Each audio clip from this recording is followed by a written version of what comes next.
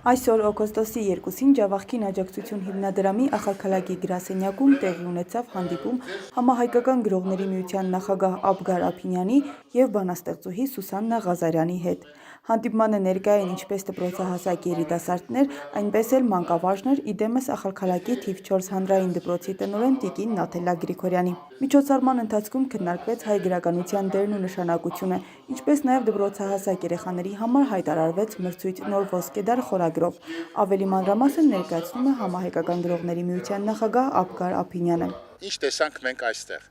Տեսանք ազնիվ մարդկանց, տեսանք լավ մշակութային գործիչների, տեսանք լավ աշակերտների, ովքեր սիրում են գիրքը եւ ուզում են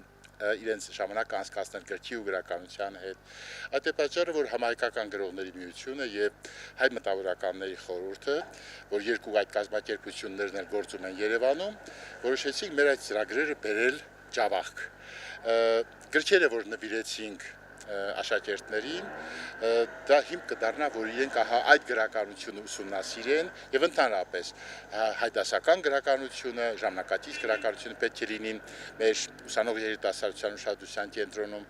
Մենք ամիսներ հետո վերադառնալու ենք, որովհետեւ ամենուր մեզ ասացին, որ մենք ձեր աշխատանքի ու այս համագործակցության կարիքը ունենք։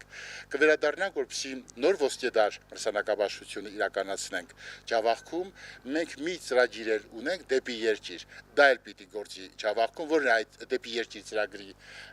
իմաստը, գնալ դեպի հայոց շեները, հայոց գյուղերը,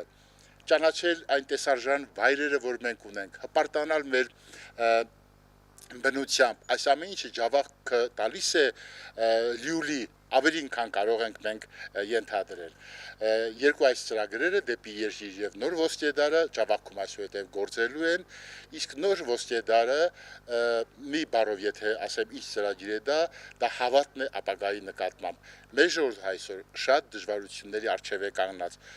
Այդ մասին բոլորս մենք գիտենք։ Մենք եկել ենք այստեղ ասելու, որ մենք հավատով հայավարի, հայի նման ուժեղ կամքով այս դժվարությունները կոչված ենք մենք հաղթահարելու։